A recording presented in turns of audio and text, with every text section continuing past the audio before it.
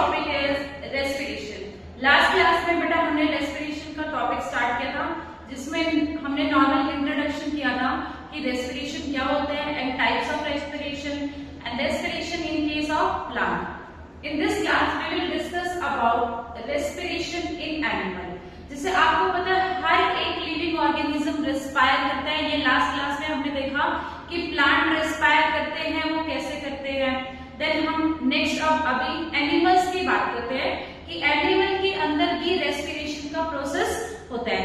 But अगर हम बात करें रेस्पिरेटरी ऑर्गन्स की, जिसके थ्रू आप रेस्पिरेशन करते हो, क्या हर एक ऑर्गेनिज्म लिविंग ऑर्गेनिज्म के अंदर जो रेस्पिरेटरी ऑर्गन है, रेस्पिरेटरी पार्ट है, क्या वो सब में सेम होता है या फिर अलग अलग होता है?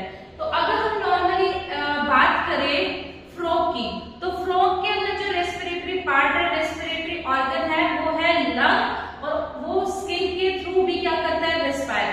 अब स्किन के थ्रू रेस्पायर कैसे कर सकता है कोई भी? क्योंकि आपको पता है अभी फिलहाल अगर हम बात करें स्किन के अंदर ऑक्सीजन की कंसंट्रेशन लो और एटमॉस्फेयर के अंदर ऑक्सीजन की कंसंट्रेशन हाई, तो सिंपल डिफ्यूजन प्रोसेस के थ्रू ऑक्सीजन ट्रांसपोर्ट हो जाती है अप टू स्किन। अगर हम बात करें हमारी बॉडी में, ह्यूमन बॉडी के अंदर, तो ह्यूमन बॉडी के अंदर वेल डेवलप्ड लंग होते हैं। लंग्स के थ्रू हम क्या करते हैं, रेस्पिरेशन करते हैं। अगर हम फिशेस की बात करें तो फिश के अंदर क्या प्रेजेंट होते हैं, गिल्स प्रेजेंट होते हैं, जिसके थ्रू वो क्या करते हैं, रेस्पिरेशन। ऐसे ही अलग अलग ऑर्गेनिज्म के अंदर जो रेस्पिरेटरी पार्ट होता है वो क्या होता है, अलग अलग होता है।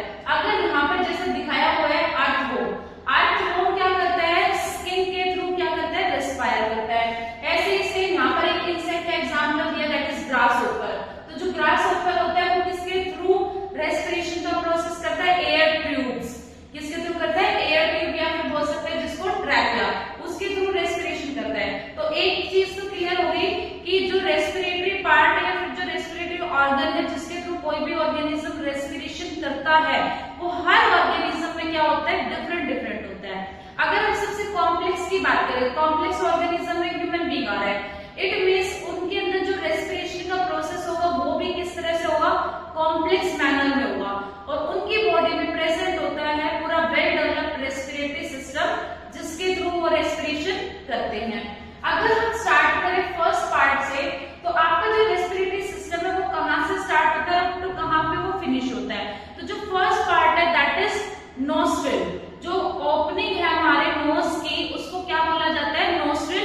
अब नोस्ट्रिल का फंक्शन तो आपको पता चल ही गया होगा कि बाहर से ऑक्सीजन को एंटर कराना और अंदर से CO2 को बाहर रिलीज करना।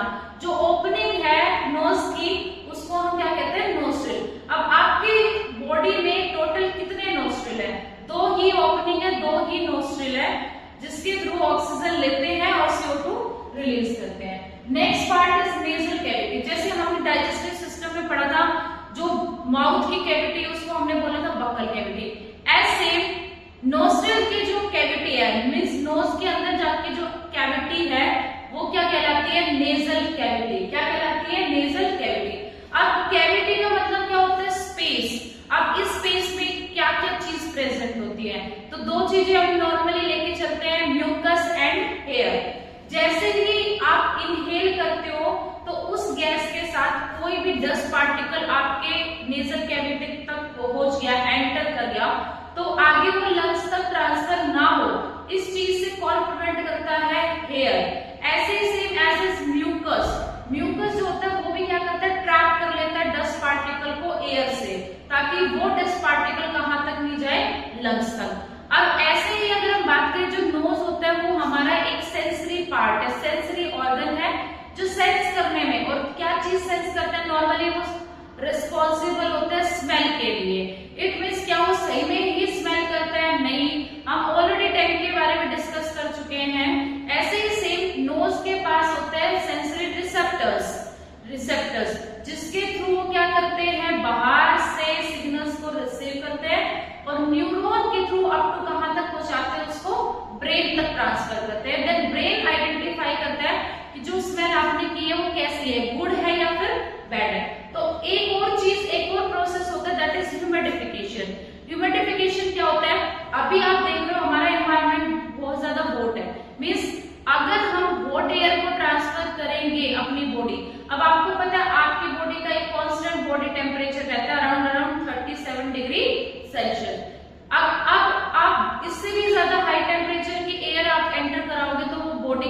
पार्ट को हार्म करेगा।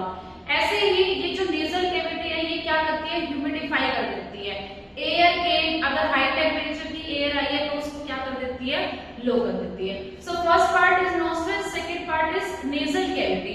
अब जो नेजल कैविटी है वो कहां जाकर एंटर होती है, नेक्स्ट उसका पार्ट क्या होता है, फेरिंक्स। कौन से पार्ट में, फेरिंक्स। अब ऑलरेडी हम डिस्कस कर चुके हैं फेरिंक्स क्या होता है, कॉमन पैसेज होता है for both food and air. Means nasal cavity से एयर आएगी, फूड बक्कल कैविटी से फूड आएगा। जिस कॉमन पॉइंट पे फूड और एयर कंबाइन हो जाएंगे उसको हम क्या कहेंगे, pharynx. Then further pharynx divide हो जाता है, आपको पता है, दो ट्यूब्स के अंदर। जो आगे वाली ट्यूब होती है उसको हम कहते हैं विंड पाइप, जो पीछे वाली पाइप होती है उसको हम बोलते हैं फूड पाइप। अब आपको पता है एयर किस में जाएगी, विंड पाइप में जाएगी। फूड कहां जाएगा, फूड पाइप के अंदर जाएगा।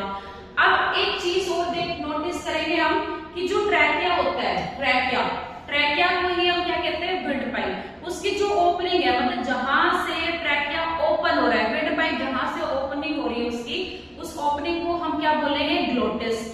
अब ग्लोटिस के ऊपर एक फ्लैप लाइक स्ट्रक्चर होता है जिसको हम क्या कहते हैं, इपीग्लोटिस। क्या बोलते हैं उसको, इपीग्लोटिस बोलेंगे। अब जो ट्रैकिया है, ट्रैकिया आपका कहां से स्टार्ट हुआ है, थोरेसिक रीजन से स्टार्ट हुआ है। और आपका जो फिफ्थ थोरेसिक कैविटी है, फिफ्थ थोरेसिक वर्टिब्रा है, वहां पर जाकर वो क्या हो जाता है, ऐसे डिवाइड हो जाता है। अब दो पार्ट में वो डिवाइड किस लिए हुआ, क्योंकि आपको पता है ट्रैकिया जो होता है वो दोनों लंग्स के अंदर एंटर करेगा। अभी जब ऊपर से वो पाइप आ रही थी तो उसको ट्रैकिया बोला जाएगा, बट जब वो लंग्स के अंदर जाएगी तो उसका नाम चेंज हो जाएगा। उस ट्रैकिया के सब डिवीजन को हम क्या बोलेंगे, bronchi. And again bronchi further divide करेगी, उसका जो सब डिवीजन होगा ब्रोंकाई का उसको हम बोल देंगे ब्रोंक्यूल्स। और ब्रोंक्यूल्स के एंड पॉइंट पर बैलून लाइक स्ट्रक्चर्स होते हैं जिनको हम क्या कहते हैं, एल्वियोलाई। अब उससे पहले हम डिस्कस करते हैं जैसे कि जो ट्रैकिया होती है, ट्रैकिया, दिस इज ट्रैकिया। अब जो ट्रैकिया है उसके ऊपर रिंग्स बनी होती है, सर रिंग्स सी होती है, जिनको हम बोलते हैं रिंग्स ऑफ कार्टिलेज। अब कार्टिलेज क्या होता है, सॉफ्ट बोन। इट मींस ये जो रिंग है ये किससे बनी हुई है, सॉफ्ट बोन से बनी हुई है। जैसे आप इनहेल करते हो या फिर एक्सहेल करते हो CO2 को, तो ट्रैकिया आपस में ऐसे कोलैप्स ना हो जाए, चिपक ना जाए, इस चीज से बचाने का काम, प्रिवेंट करने का काम किसका होता है, रिंग्स ऑफ कार्टिलेज का होता है। अभी मैंने बताया आपको ट्रैकिया है, ट्रैकिया फर्दर डिवाइड करता है, दोनों लंग्स के अंदर एंटर होना है तो उसके डिवीजन को क्या बोला जाएगा, bronchi. Again bronchi further divide कर रही है, उसका जो सब डिवीजन है वो क्या कहलाएगा, ब्रोंक्यूल्स कहलाएगा। और ब्रोंक्यूल्स के एंड पॉइंट पर क्या होती है, बैलून लाइक स्ट्रक्चर्स होते हैं जिनको हम क्या कहते हैं, एल्वियोलाई। अब अगर हम एक सिंगल लंग्स की बात करें, एक सिंगल लंग्स के अंदर अराउंड कितने मिलियंस एल्वियोलाई प्रेजेंट होगी, तो आपका आंसर आएगा अराउंड एक लंग्स की अगर हम बात करें तो 300 मिलियंस ऑफ एल्वियोलाई एक सिंगल लंग्स के अंदर प्रेजेंट होती है। अब जो एल्वियोलाई है, एल्वियोलाई उसका मेन फंक्शन क्या है, जैसे अगर हम बात करें गैसेस एक्सचेंज करना, मतलब CO2 लेना, ऑक्सीजन बॉडी के अंदर पहुंचाना, इस तरह से जो गैसेस का एक्सचेंज हो रहा है, नॉर्मली हम ये बोलते हैं कि हमारी बॉडी के अंदर गैसेस एक्सचेंज करने का फंक्शन होता है लंग्स का। बट लंग्स की भी क्या फंक्शनल यूनिट है, लंग्स के अंदर में मेनली कौन फंक्शन परफॉर्म कर रहा है, एक्सचेंज ऑफ गैसेस का, तो आपका आंसर होगा एल्वियोलाई। एल्वियोलाई क्या करती है, गैसेस एक्सचेंज में हेल्प करती है, मतलब ऑक्सीजन को बॉडी के पार्ट्स तक पहुंचाना, बॉडी के पार्ट से जो CO2 आई है उसको लेकर नोज के थ्रू बाहर रिलीज करना। अगर हम लंग्स की बात करें तो जो लंग्स की आउटर लेयर है उसको बोला जाता है प्लूरल मेम्ब्रेन। अब ये दो प्लूरल मेम्ब्रेन है, ये दो होती है, जैसे लंग्स की अगर हम बात करें, लंग्स की टोटल दो आउटर लेयर होती है, डबल मेम्ब्रेन बाउंड होता है, वो दो लेयर है। तो बाहर की जो लेयर होती है उसको बोला जाता है पैराइटल प्लूरल मेम्ब्रेन, और जो अंदर की होती है उसको हम बोलते हैं विसरल प्लूरल मेम्ब्रेन। अगर हम बात करें लंग्स का कोई रोल है रेस्पिरेशन में, तो आप कहोगे हाँ, जैसे हम ऑक्सीजन लेते हैं तो लंग्स स्वेलो हो जाते हैं, फूल जाते हैं, जैसे हम CO2 रिलीज करते हैं तो लंग्स पिचक जाते हैं। नेक्स्ट अगर हम बात करें मैकेनिज्म